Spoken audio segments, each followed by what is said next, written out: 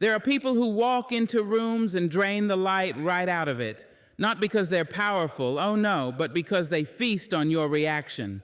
Every sigh, every tear, every flinch is a meal to them. So let me ask you, how long will you serve yourself on the platter of their chaos? They will come for your voice first, not by demanding it, but by provoking it. They won't raise their hands to strike you, not yet. No, first, they'll raise their words, curl them sharp and sly like a blade hidden beneath silk. They'll say just enough to disturb your spirit, but never enough to be caught outright, because that's the way of toxic people. They thrive in the gray, in the vague, in the just barely there mist of manipulation. And when they do it, when they twist their tongue and make you flinch, they smile. Not always on the outside. No, some of them are too trained, too polished, too careful for that. But somewhere, deep in the dark corners of their ego, a light flicks on. It says, I got to you. And that light, that flicker, that is their reward. They don't need applause. They don't need recognition. They just need your reaction, your sigh, your raised voice, your trembling lip, your tightened jaw, your silence that comes too late, your over-explaining, your crying, your yelling, you're defending yourself against something you didn't even do. That is the feast they came for. They sit back, fork and knife in hand, and devour your energy like a stolen meal. Because toxic people don't argue to understand. They don't speak to solve. They don't provoke to connect. They stir the pot to watch you boil. They pick the scab just to see if you still bleed. They don't want truth. They want spectacle. And the moment you rise to their bait, the moment you let them pull you into the storm, they win. Not because they were right, not because they were better, but because they dragged you out of yourself, out of your stillness, out of your peace, and into the chaos where they reign.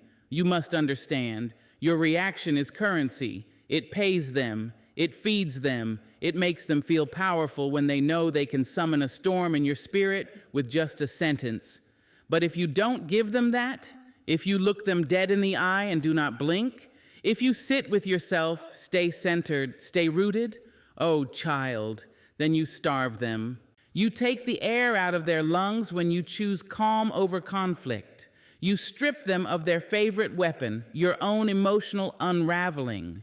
You become untouchable, not because you are hard, but because you are whole. You see, the people who try to provoke you are rarely in control of themselves. That's the irony. They want control over you because they have none over their own insecurities, their own bitterness, their own wounds. So they lash out, they reach, they scratch, but they only win if you scratch back. You are not obligated to attend every argument you're invited to. You are not required to defend your name in every room it is dragged through. Sometimes power looks like a smile. Sometimes it looks like silence. Sometimes it's just a breath you take instead of a word you regret.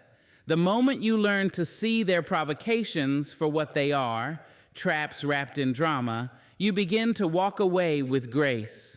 Not because you are weak, but because you are wise. You no longer dance when they pull the strings. You no longer flinch when they raise their voice.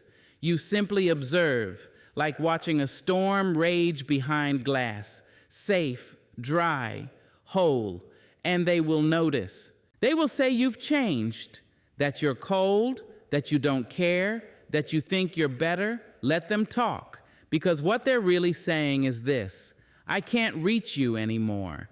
And that, beloved, is the greatest freedom of all. So the next time they step to you with chaos on their breath and drama in their pocket, remember this: don't let them cash out on your emotions. Keep your spirit where it belongs, in your own hands, not theirs. Let them feel your silence like a locked door. Let them hear your calm like thunder behind the clouds.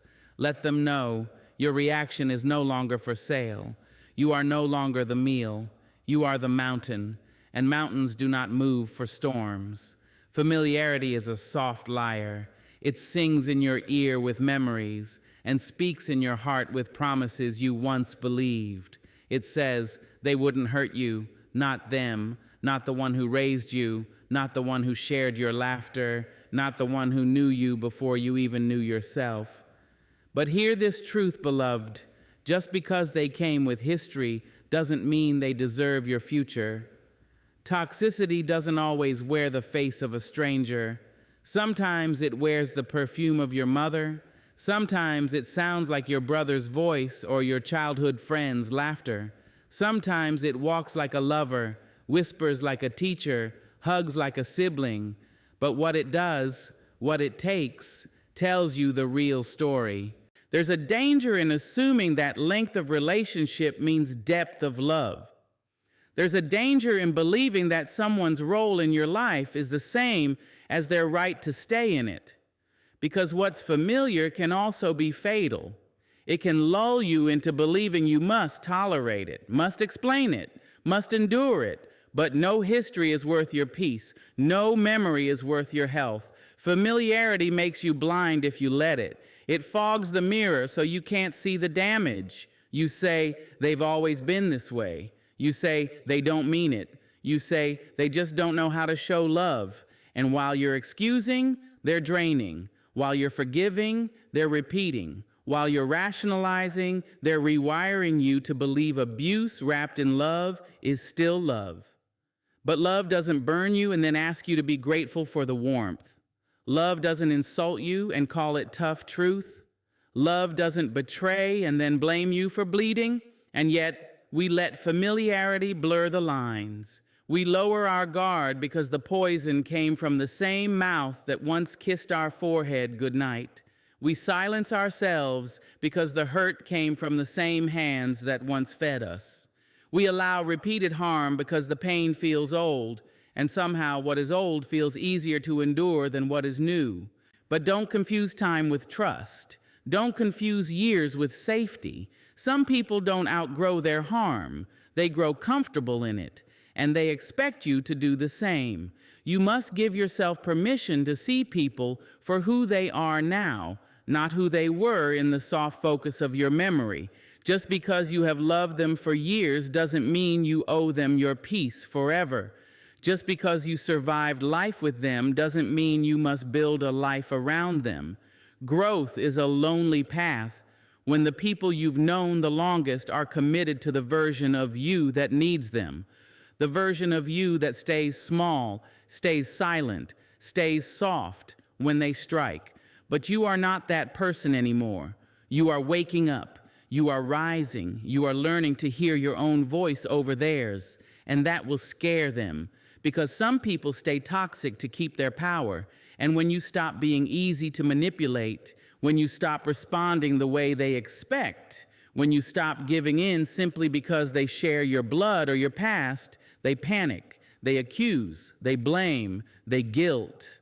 They say, you've changed, and they're right. You had to, and now you must protect that change. Guard it like a flame in the wind, because once you start to honor your boundaries, the ones who were closest may be the first to test them. Not because they hate you, but because your healing makes them uncomfortable. Your growth exposes their stagnancy. Your peace shines a light on their chaos. And instead of rising with you, they'll try to pull you back. Let them go. Let them carry the weight of their own patterns. Let them face the consequences of their own behavior. It's not cruelty, it's clarity. And don't you dare let the ghost of old memories haunt your decision to choose yourself, because loyalty should never cost you your sanity. Familiarity should never cost you your self-respect. And love, real love, doesn't need to manipulate you to keep you close. So trust your eyes, trust your gut, trust the version of you that has been paying attention. Even if their face feels familiar, even if their story is intertwined with yours, even if their name is etched into your past, don't let that fool you. History doesn't entitle anyone to hurt you twice. They think silence is surrender. They mistake it for weakness, for submission, for uncertainty. But silence in the right hands, in a soul that knows itself, is not weakness. It is command. It is power. It is the language of those who no longer need to prove a thing to anyone. There comes a point when words become too expensive to waste on ears that are only waiting to reply. Not to understand, not to reflect, but to fight.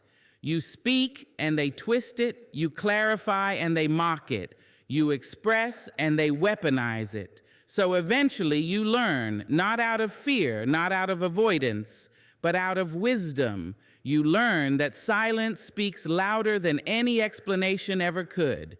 And when you choose silence, not the kind born from fear, but the kind born from mastery, it becomes your protection. It becomes your sword. You no longer need to defend yourself to people committed to misunderstanding you. You no longer explain your heart to someone who only hears to hurt. You stop playing chess with someone who flips the board every time they begin to lose. Let them talk. Let them fill the room with noise. You sit still, you sit strong, you let the storm pass around you while your soul stays unmoved. That's the language only silence can speak. Silence says, I know who I am. Silence says, I don't owe you my energy. Silence says, you no longer get a reaction out of me. And that, more than any loud protest, will rattle the walls of those who try to shake you, because what they fear most isn't your rage. It isn't your crying. It isn't your yelling. No. What they fear is that they no longer have the power to pull any of that from you. They fear your indifference. They fear your calm. They fear your unbothered spirit, sitting in the presence of their chaos like a mountain in the middle of a storm. You see, silence doesn't mean you're not feeling. It means you're choosing what to feel, when to feel, and with whom you feel safe enough to express it. That's called discipline. That's called protection. That's called sacred preservation. Some people do not deserve access to your rawness. They haven't earned the right to hear your trembling voice or hold space for your truth. So you give them the gift of nothing, not to punish, but to protect. And in that silence, you're not passive. You're powerful. You're studying. You're observing. You're taking notes without reacting. You're learning what their patterns are when no audience claps, when no resistance pushes back. You're letting them reveal themselves fully while you remain unmoved. The world will try to teach you that you must always speak, always defend, always prove, always answer. But there is holiness in restraint. There is strength in saying nothing at all, because silence can build walls when needed. Silence can become a mirror they're too afraid to look into. Silence can echo louder than rage when used by someone who knows how to wield it. Let your silence say, I am no longer available for this energy. Let it say, I see you clearly now. Let it say, this conversation is beneath the version of me I'm becoming. And don't be surprised when your silence changes the room, when people grow uneasy, when they shift in their chairs and scramble to provoke just to get a rise from you. Because silence confronts the soul. It forces others to face themselves. And not everyone is ready to see who they are when your voice no longer cushions the blow. They'll try harder at first, push harder, blame louder, but do not bite the bait.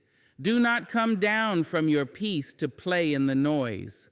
Your silence is not passive. It is a message. It is a complete sentence.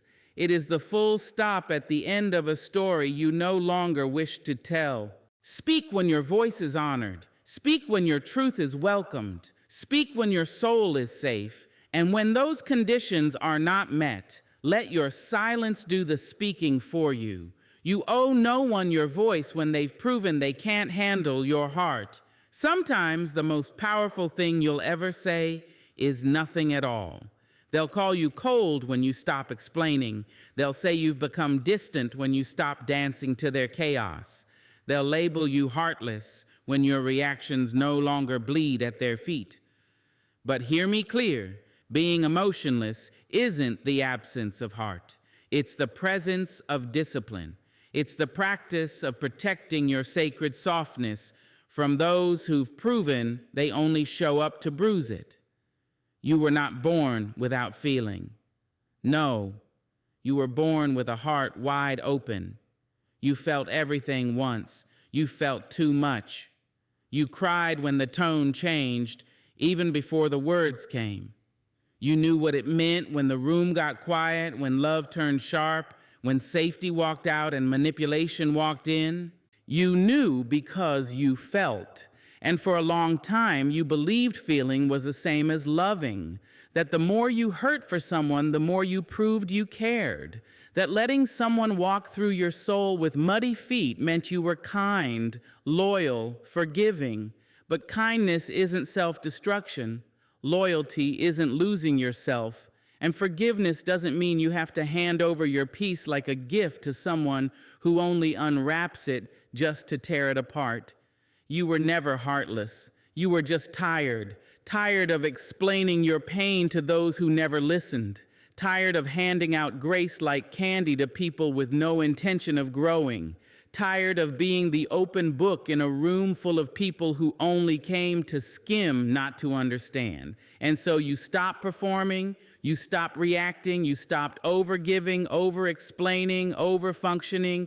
You didn't lose your heart, you reclaimed it. You didn't turn cold, you turned careful. You didn't stop loving, you just stopped loving out loud for those who never truly listened. Now you move with intention. Now your peace is protected. Now your energy is no longer available for chaos, for manipulation, for backhanded love. And they don't know what to do with that version of you, because the old you would have fought to be heard. The old you would have cried to be understood. The old you would have let them see your soul, even as they tried to set it on fire. But this new you, this healed you, you've learned that not everyone deserves front row seats to your emotions. You've learned that not everyone who says, "I love you," knows how to hold you.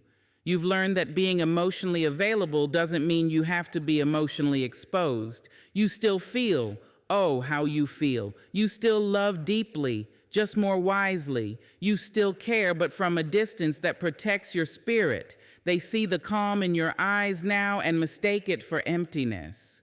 But it is fullness. It is the fullness of someone who has finally made peace with themselves, someone who doesn't chase closure anymore, someone who doesn't need to defend their choices to people who never honored their journey.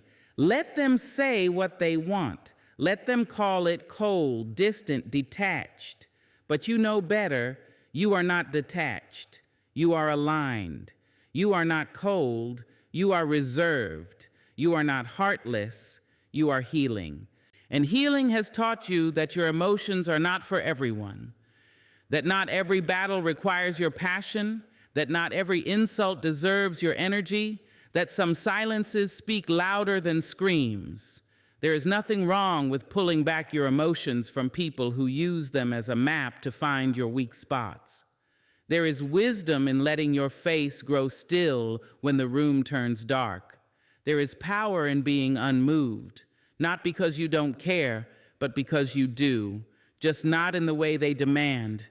You care for your peace, you care for your mental health, you care for your joy, your safety, your future. And if that makes you seem emotionless in their eyes, let it.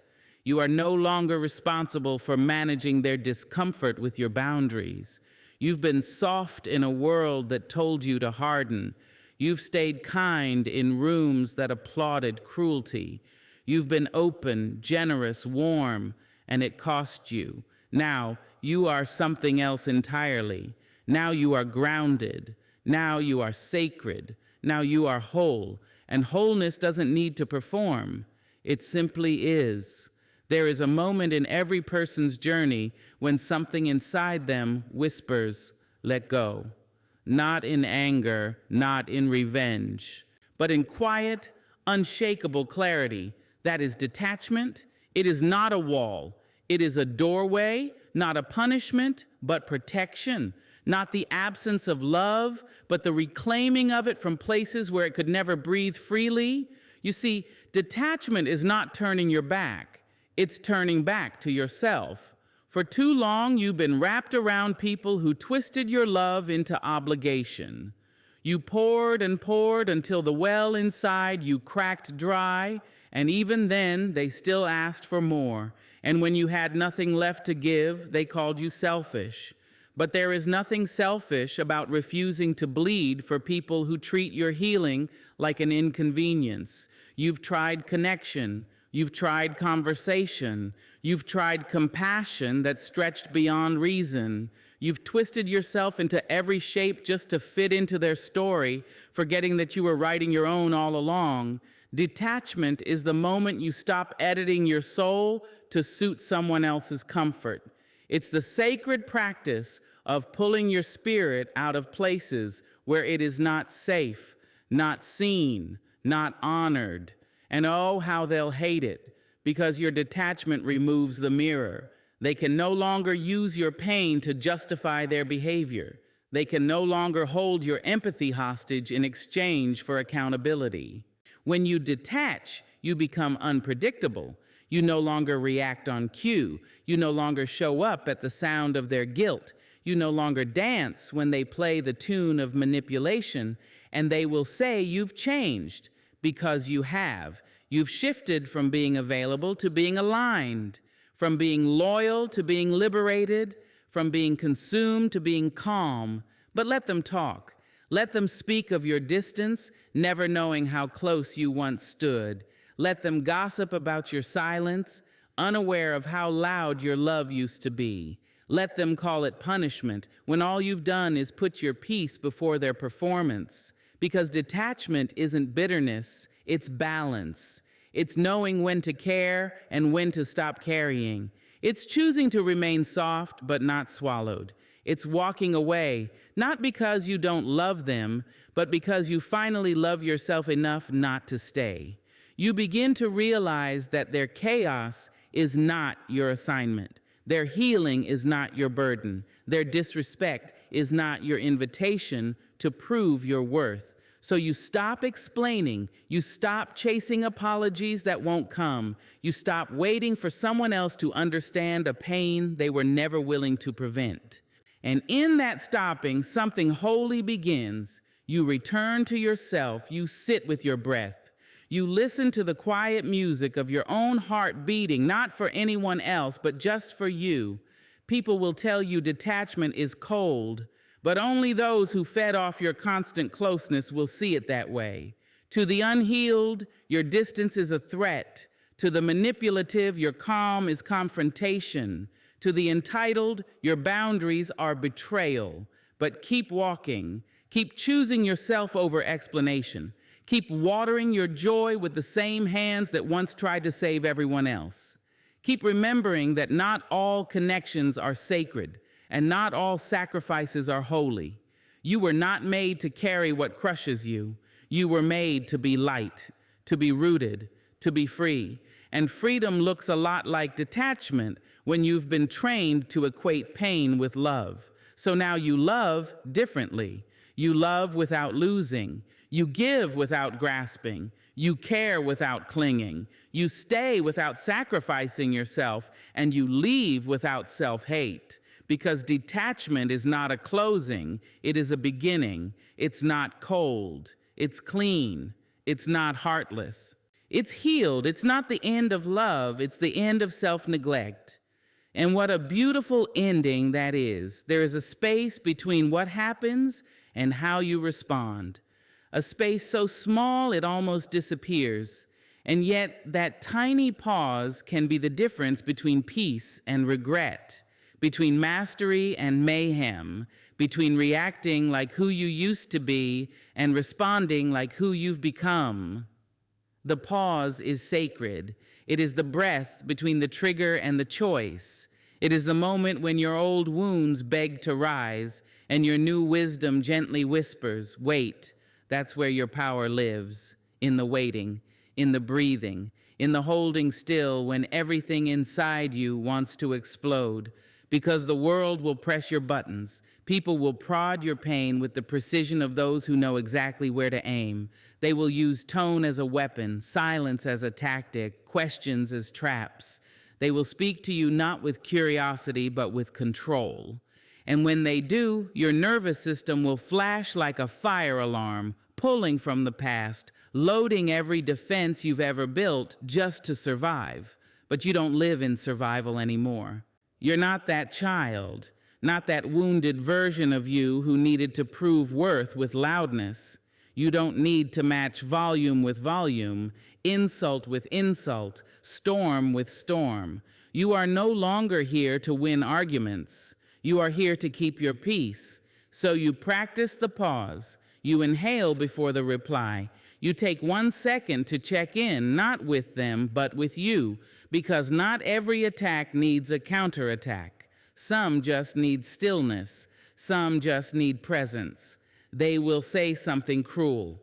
They will speak half-truths wrapped in familiarity, and your body will want to defend. Your mouth will want to correct.